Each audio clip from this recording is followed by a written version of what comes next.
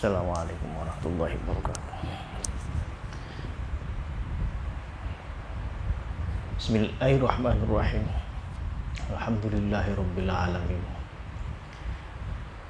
Wa bihi nasta'inu ala umuri dunya waddin. Wala haula wala quwwata illa billahil aliyil azim. Amma ba'd. Anak-anakku sekalian,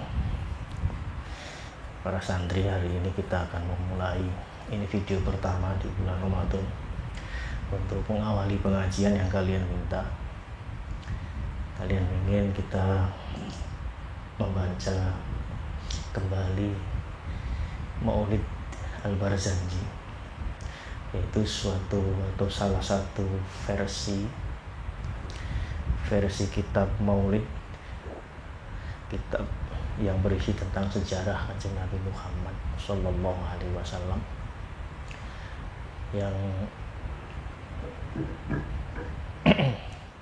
yang dikarang oleh Abu Ja'far Al-Barzanji.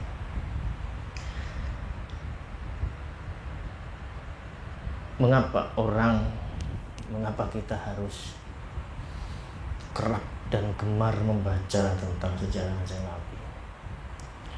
Karena persoalan keteladanan, karena persoalan kepedomanan. Itu yang pertama. Kehidupan manusia itu sebagai umat beragama dan kaum muslimin pada umumnya memiliki dua pedoman saja, yang sesungguhnya merupakan satu. Dua pedoman yang sesungguhnya satu itu artinya kitab suci Al-Quran. Kitab suci Al-Quran itu yang nomor pertama, yang satu, dan yang kedua yaitu hadis atau sunnah Kanjeng Nabi Muhammad. Mengapa semua tindak tanduk, perilaku, dan sikap Kanjeng Nabi Muhammad harus menjadi pedoman bagi kita? Karena Kanjeng Nabi itu tindak tanduknya atau akhlak itu sikap dan tindak tanduk. Kanjeng Nabi itu akhlaknya Quran.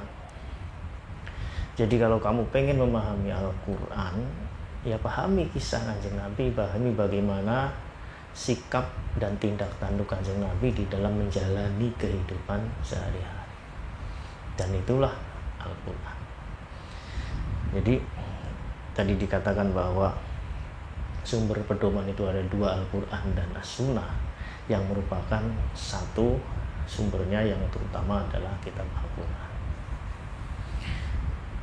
Lalu yang itu yang pertama, mengapa kita harus gemar membaca sejarah Nabi, yaitu kepedomanan. Yang kedua, karena takzim, hormat, respek,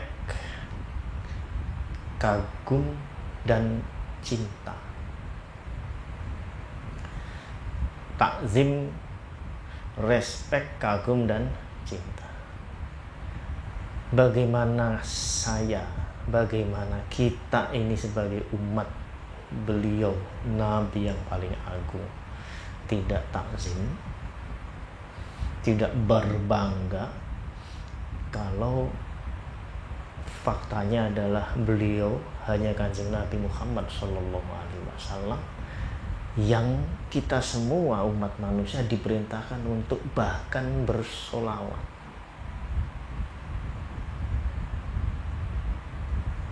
Di dalam Al-Quran disebutkan, A'udzubillahi minasyaitonirrajim, Ya ayyuhalladzina amanu Sallu alaihi wasallimu taslima. Innallaha wa malaikatahu yusalluna 'alan nabi. Ya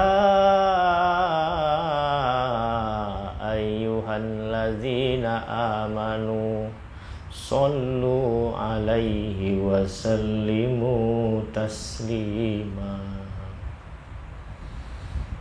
Pasti makhluk yang paling agung jika Tuhan dan para malaikat, segenap malaikat itu bersolawat dan salam. Bahkan Tuhan memerintahkan, wahai orang-orang yang beriman. Jadi ini terserah kamu, apakah kamu orang beriman atau tidak. Kalau beriman berarti masuk di dalam barisan orang-orang yang sedang dikirimi diskurs atau khitab ini. Ya kecuali kamu tidak atau merasa diri bukan berada di dalam barisan orang-orang beriman, tidak masuk di dalam khitab ini. Jadi pesannya ya ayyuhalladzina amanu, dan kalau kamu percaya ya shollu. Lah, dari ayat ini kita bisa semakin mantap meyakini bahwa satu di antara bentuk cinta kita, ya satu adalah kepedomanan, dan cara untuk kita bisa memedomani ya kita harus memahami betul pedoman itu. Lah, memahami pedoman yang kedua selain Al-Quran, yang memahami pedoman sunnah Rasul. Lah, satu di antara memahami sunnah Rasul, yang membaca sejarah Rasul, supaya kita tahu Nabi kita yang agung, Nabi kita yang kekasih Allah itu seperti apa. Dan beruntunglah karena Imam Al-Barzanji sudah membantu kita, memudahkan untuk setiap saat dengan mudah kita bisa mengenang Kanjeng Nabi. Nanti saya akan membacakan kitab Al-Barzanji, dan kalau kamu sudah bersiap dengan naskah atau dengan teksnya silakan, atau sudah hafal renggang-renggang boleh nanti membaca bersama. Saya sendiri membaca dari naskah.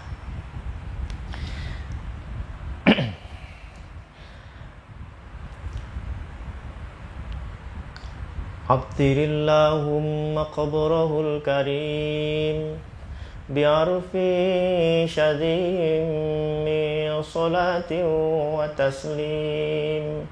Allahumma salli wa sallim wa barik alaihi. Al-jannatu wa na'imuha sa'dun liman yusalli wa yusallim wa yubarik alaihi. Al-jannatu wa na'imuha sa'dun liman yusalli wa yusallimu wa yubariku alaihi. Bismillahirrahmanirrahim. Abtadi'ul imla'a bismizzatil aliyah mustadirran faidul barakati ala ma analah wa awla wa usanni bihamdim mawariduhu sa'iratun haniyah mumtaqiyam minasyukril jamil mataya. Wa usalli wa usallimu ala nuril mawsufi bittaqaddumi wal awwaliyah al-mu'taqili fil huraril karimati wal jibah. Wa astamnihu Allah ta'ala ridwanan yakhussul itrata tahiratan nabawiyah wa yawmus sahabata wal atba'a wa mawala.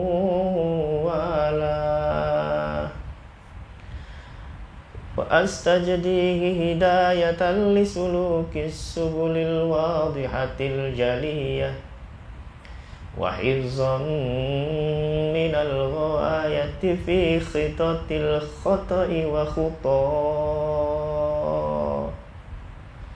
فأنشر من قصة المولد النبوي برودا حسانا عبقرية ناظما من النسب الشريف قد تحل المسامع بخلاه وأستعين بحول الله تعالى وقوته القوية فإنه لا حول ولا قوة إلا بالله عطر اللهم قبره الكريم بعرف شذي من صلاة وتسليم اللهم صل وسلم وبارك عليه. Sholawat. Pesan paling penting dari teks Al-Barzanji adalah sholawat. Kita terus kumandangkan sholawat sehingga bahwa kita lalu menjadi orang beriman yang mengikuti perintah Tuhan untuk bersolawat kepada Kanjeng Nabi. Solawat itu bentuk penghargaan yang paling tinggi. Ini garis bawahi. Solawat itu bentuk penghargaan, penghormatan yang paling tinggi yang diberikan Tuhan kepada makhluknya. Dan tidak ada lagi makhluk yang istilah mudahnya itu disolawati. Makhluk yang disolawati oleh Gusti Allah itu tidak ada lagi selain Kanjeng Nabi Muhammad. Apa maksud saya? Maksud saya jangan main-main dengan sholawat. Sampaikan sholawat ini hanya kepada Kanjeng Nabi. Karena innallaha wa malaikatahu yusholluna 'alan nabi. Dan setelah itu, tidak lama setelah pesan itu, Tuhan juga menyusulkan pesan untuk perintah kepada kita semua. Ya ayyuhalladzina amanu shollu alaihi wasallimu taslima. Jadi sholawat itu bukan untuk orang lain, bahkan bukan untuk makhluk lain. Enggak ada makhluk yang lain yang pantas mendapatkan sholawat, itu enggak ada. Itulah mengapa ketika setiap kali kita mendengar nama Muhammad Sallallahu Alaihi Wasallam tersebut terdengar, kita harus bersolawat. Setiap kali kita mendengar, lalu kemudian kita menyebutkan Muhammad Sallallahu Alaihi Wasallam. Kalau saya yang mengucapkan, maka Muhammad Sallallahu Alaihi Wasallam. Dan kalau kalian yang mendengarkan saya mengucapkan Muhammad, maka kalian harus membaca Allahumma sholli wa sallim wa barik alaihi. Itulah mengapa Kanjeng Nabi Muhammad setiap atau di belakang namanya kita menyebutkan Sallallahu Alaihi Wasallam. Tidak ada makhluk yang lain yang pantas. Yang lain rahimahullah, yang lain rahimahu Allah. Almarhum ayah saya sudah meninggal, namanya Usman almarhum. Ayah kamu, nenek kamu sudah meninggal, ayah saya meninggal, namanya Ahmad almarhum.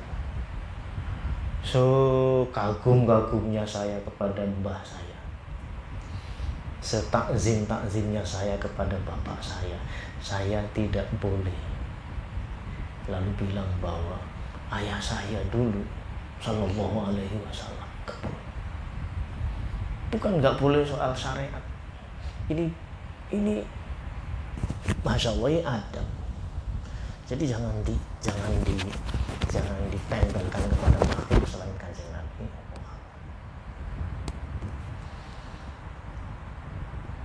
Al jannatu wa na'imuha sa'dun liman yusalli wa yusallim wa yubarik alaihi. Al jannatu tawis warga wa na'imuha lan kebaikan, keindahan, kebagusan, keutamaan.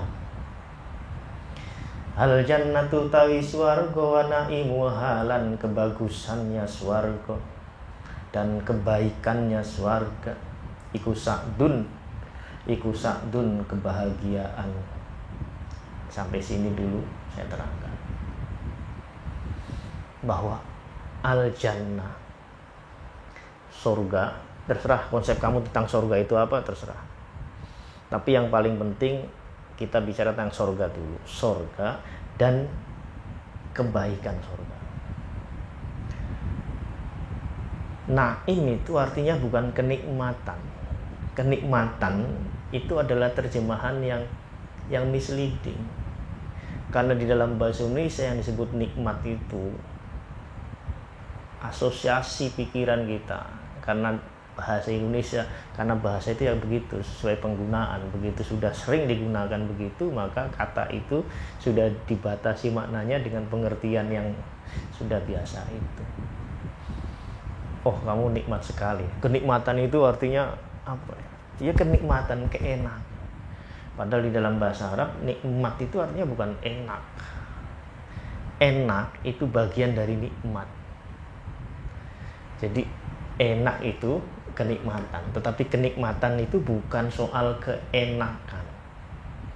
Ini pahami dulu. Jadi nikmat itu baiknya. Contohnya apa ya? Yang istilah baiknya, bahwa telur ayam kampung itu baiknya ialah kandungan omega 3-nya lebih bagus. Nah, baiknya. Jadi kebaikannya itu di situ maksudnya. Kebaikannya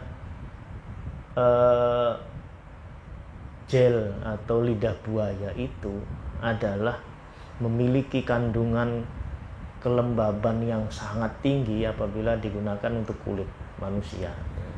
Jadi kebaikannya itu maksudnya itu. Al jannatu wa na'imuha, surga dan kebaikannya surga, artinya sisi baiknya surga. Nah, ini di sini yang perlu diterangkan. Apa sih baiknya surga itu? Baiknya surga itu bukan soal kenikmatan surga. Ini kalau mana nih kenikmatan surga. Karena kalau sudah dibilang kenikmatan surga, asosiasi kita adalah kenikmatan fasilitas, leisure, kemewahan dan seterusnya yang ada di surga. Misalnya kolam susu, sungai madu, bidadari dan seterusnya. Bukan. Kebaikan surga itu artinya bahwa, catat, kebaikan surga itu satu. Surga yaitu di mana semua keinginan terpenuhi. Udah deh. Jadi apa sih naimul jannah? Kebaikan surga itu apa? Surga yaitu situasi di mana semua keinginan dapat terpenuhi. Sampai di sini kamu akan membandingkan dengan kehidupan di dunia. Surga dengan kehidupan dunia itu bukan diametral, bukan vice versa, bukan bersebalikan, bukan. Jadi kehidupan dunia itu bersebalikannya dengan dunia kehidupan akhirat. Nah, surga itu adalah tempat atau situasi di mana semua keinginan dapat terpenuhi.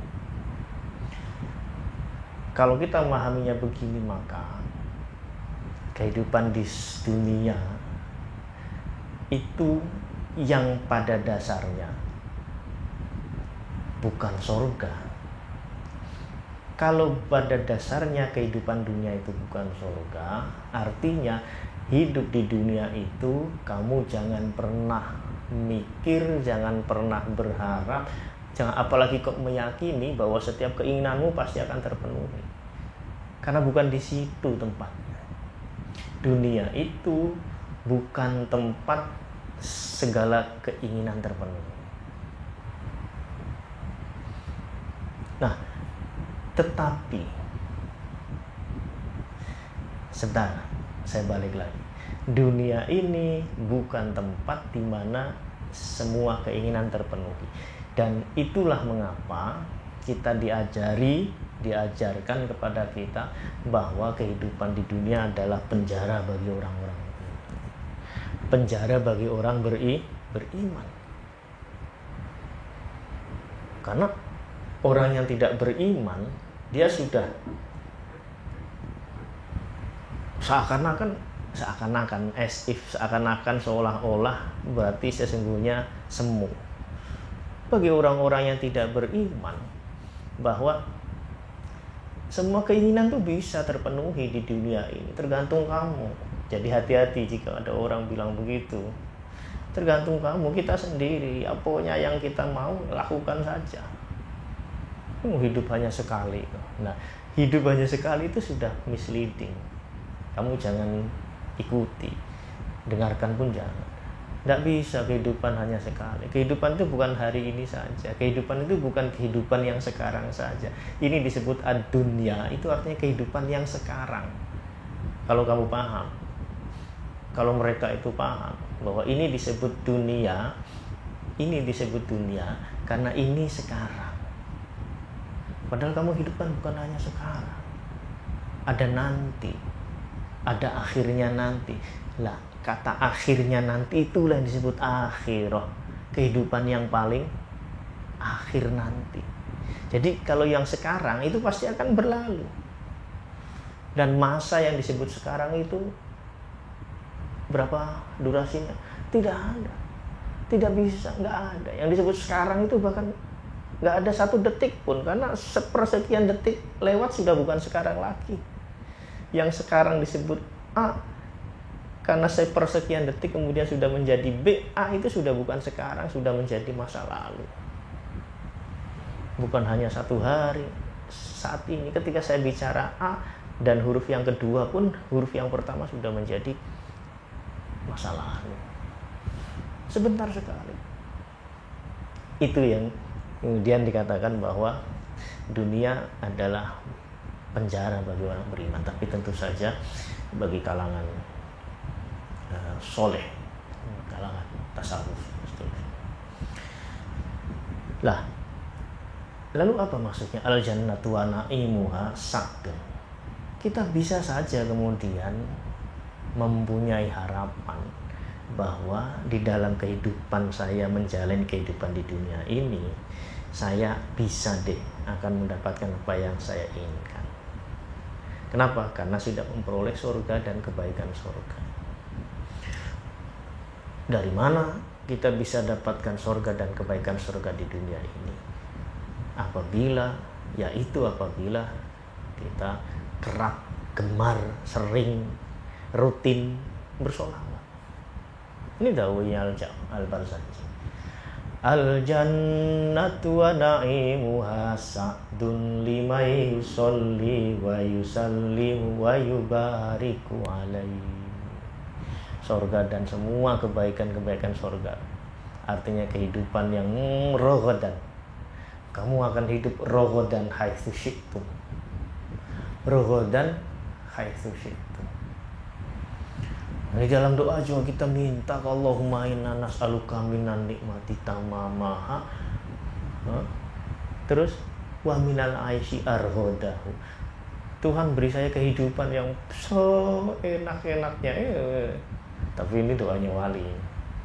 Doanya orang ini yang artinya seenak-enaknya itu, lalu kemudian bukan hedonisme, bukan berfoya-foya. Karena orang-orang yang minta hidupnya seenak-enaknya itu bukan orang-orang yang figur, yang mengobsesikan, yang menggantungkan yang disebut keenakan hidup itu ke foya-foyaan. Dan Tuhan yang akan kasih kayak begitu adalah orang-orang yang sudah mengetahui yang disebut hidup paling enaknya dia itu apa. Apabila dia terus bisa sambung bahasa Arabnya wusul, orang yang selalu ingin tidak akan terputus, ikhtaroba at-taqarrub wat muwadzoba muraqabah, ya, lalu terus bergandeng terus, tidak pernah terpisah dengan kekasihnya, dengan Tuhannya. Lah, kehidupan yang arhodahu itu bagi para wali itu kehidupan yang itu. Allahumma inna nas'aluka, lalu minan nikmati tamamaha wa minal ismati dawamaha wa minar rahmati syumulaha wa minal aishi arghodahu wa minal umuri as'adahu wa minal fadli a'zabahu. Minta supaya apa? Supaya kita dapat naimul jannah. Naimul jannah. Lah, satu di antara cara kita bisa mendapatkan naimul jannah, sholawatan, Bun. Udah deh, sholawatan. Dan kamu nggak perlu harus sholawat tuh yang mewah, yang besar, yang panjang, yang puitis, Mbak. Ya kalau kamu bisa, kalau kamu hafal boleh, kalau kamu gemar menyukai boleh, sholawat masyisiyah, sholawat ukasah misalnya, sholawat ibrahimiyah. Tahu sholawat ibrahimiyah? Ya kamu biasa baca, setiap sholat kamu baca sholawat ibrahimiyah. Allahumma sholli ala Muhammad wa ala ali Muhammad kama shollaita ala Ibrahim wa ala ali Ibrahim wa barik ala Muhammadin wa ala ali Muhammad kama barakta ala Ibrahim wa ala ali Ibrahim wa tarham ala Muhammadin wa ala ali Muhammad kama tarhamta ala Ibrahim wa ala ali Ibrahim wa tahannan ala Muhammadin wa ala ali Muhammad kama tahannanta ala Ibrahim wa ala ali Ibrahim fil alamina innaka hamidun majid. Itu sholawat Ibrahimiyah. Pasti bisa. Atau sholawat yang pendek, sallallahu ala Muhammad, sallallahu ala Muhammad, sallallahu ala Muhammad, sallallahu ala Muhammad. Setiap jalan, setiap langkah sholat, lu jogging saja enak sekali, sallallahu ala Muhammad, sallallahu ala Muhammad. Jalan kaki, sallallahu ala Muhammad, sallallahu ala Muhammad, sallallahu ala Muhammad. Dan orang-orang begini pasti hidupnya sudah tidak akan khawatir.